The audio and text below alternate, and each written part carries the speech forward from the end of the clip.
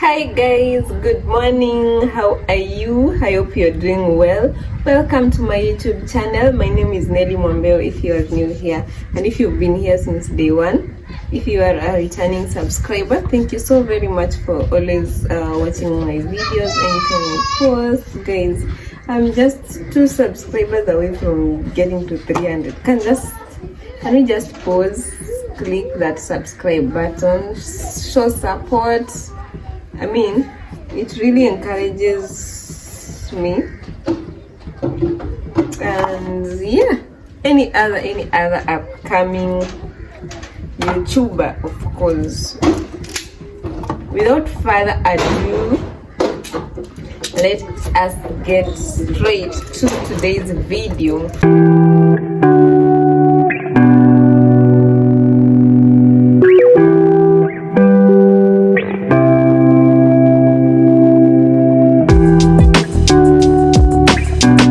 Kindly subscribe. So right now it's morning hours. Sorry for the noise. It's morning hours. Today is Mashujaa Day. It's a holiday, and you guys know how much I love doing my videos. Maybe at some point I was even telling myself if I had gotten like time to just concentrate on this, like on this channel, I think I could have done more, but I don't know. But I guess with the time I'll be able to figure out how to do the balancing, because it is crazy. It's extremely crazy trying to balance between work and creating content. You see the time hapo kwa masaa huwa inanifanyanga maneno. So can we talk? I want us to do a cook and talk about Mashujaa, because today is specifically for Mashujaa. By Mashujaa we mean heroes. It's our Heroes Day. I'm sure everyone has their own hero, someone who inspires you. You might be inspired by maybe someone from within. You can also be inspired by someone from outside. Maybe you have your global like inspirer, then you have your nation inspirer, family inspirer, and all that. But what matters is how this person makes you, like how this person is an icon to you, how this person like stands out. You know, for someone to be your hero, they definitely must have to stand out for something that they do. Whatever it is that they do that makes you feel like, wow, I want to be like this person. If I am to talk like for me, just personally, who inspires me most? So I will start like within my family. Within my family, who inspires me most? My parents. I see how much they work hard.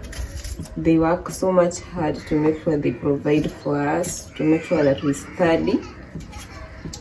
But one of my most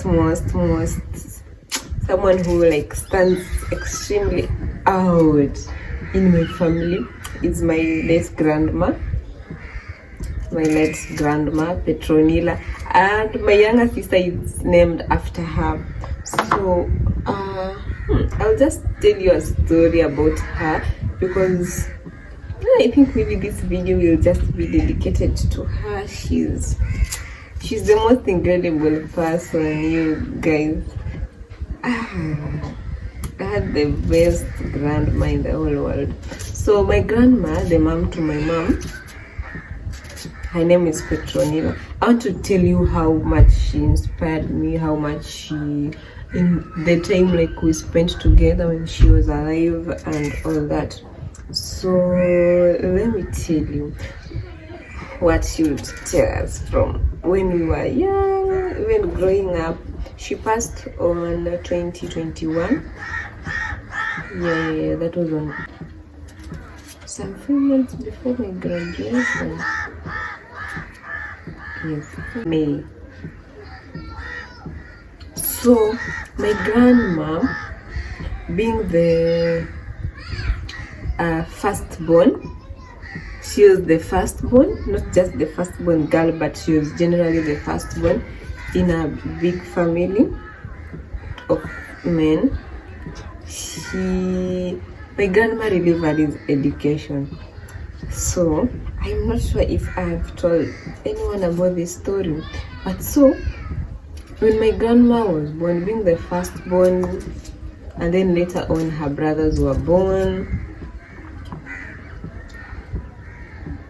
of course she had the best, like her brothers loved her and all that. So when she started growing up, she couldn't get education because she had to stay out of school and make sure her brothers study.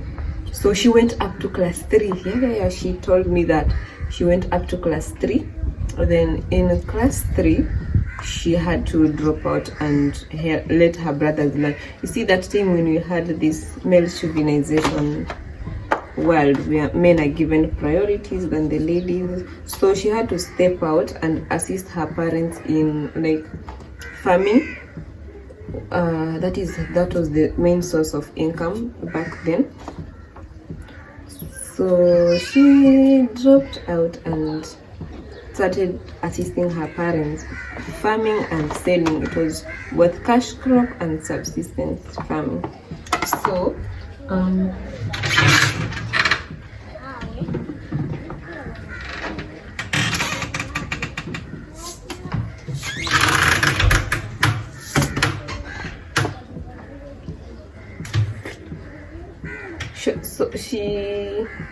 when she dropped out, as she assisted her parents in the farming and all that, in selling kuuza sokoni, selling in the market and all that, her brothers studied but she didn't study. But the good thing is, see this thing about sibling love, her siblings will teach her mathematics. Her siblings will teach her mathematics, and that is how she learned the math of like selling sokoni. You couldn't shinda my grandma in hesab. Even at her old age, she could still do math. And she also learned to study. Like she learned how to read like some few words. I remember sometime we will give her a book, she will read Kiswahili, even if she'll be like leo tuna enda, but she could read. That is something good about her. And she learned to speak in Kiswahili. Mind you, alikuwa in the village, so Taita being the main word, but she also learned to speak in Kiswahili and some few English words. So her siblings grew up, but when you're watching your siblings grow and you're there, like you also want to study, but you don't have that opportunity. I'm sure she really wanted to, but she didn't get the opportunity, and so she vowed to herself that she will make sure her children, her generation studies. Like that is how much she valued education. So when she grew up, got married, mind you, all the brothers walimaliza shule, they got good jobs. So for her, she majored on farming as the main source of her income. Even how my mom and her sisters, my uncles and my aunts, that is how they studied. So wakafunzwa, she vowed to make sure her generations somas, by the way, even if mtu angetaka kunini, she will make sure that you get a course, you study. So and everyone, but no one in her household didn't go to school. She would walk miles. I remember how she would tell me the story of the distance she used to walk to make sure ameenda kauza sokoni, and so that she goes sells to the market and everyone gets that education. So her parents studied, and even after we were born, now us as the grandchildren, she still told us, we call her Pesa, she will tell us, Pesa, masomo is education is the most valuable thing you can have to yourself as a woman, it's a weapon. Like I remember another time when I read somewhere, and an article. I think I even posted that, I think, on my Facebook. I'll put that post here. Like, education is a very powerful tool. Like, it gives you the power to argue differently. You see it even today, how you argue as a learned person and how one argues who is not learned. You can easily tell the difference. You don't need to like be told that, hey baby, this person is not learned. And even though education doesn't define who you are, it doesn't define your income. You don't need to, doesn't mean that if you're learned you are rich or something, but you can tell by the way a learned person argues. So yeah, she always told us, make sure you learn, make sure you value that education, go to school, prioritize. And for me, that one is something that kept me moving. It's like, it's just got in me, and I was like, I'm just going to study until I can't study no more. And yeah, that is my shuja, guys. That is how much she really valued education, even until the last minute, until even her last years of her death. She will just remind us, Apesa, just value your books, read hard, get those books, like get those papers, have that knowledge, have, like, it doesn't mean that if you study you're going to be like rich or something, but just have the skill, just have the education. You never know when it comes up. So I hope this also touches someone. And so to me, that is my biggest inspirer in the family. And yeah, that is just a short story about my shuja, about my hero. She is in heaven right now. I'm 100% sure she's in heaven. Oh, that woman, she was just amazing. She is a woman who is not like self-centered. Also her character, she was not selfish. She'll go all the way out. You see that time when you visit your grandma and you carry like stuff for her, you take to her food, fruits and all that.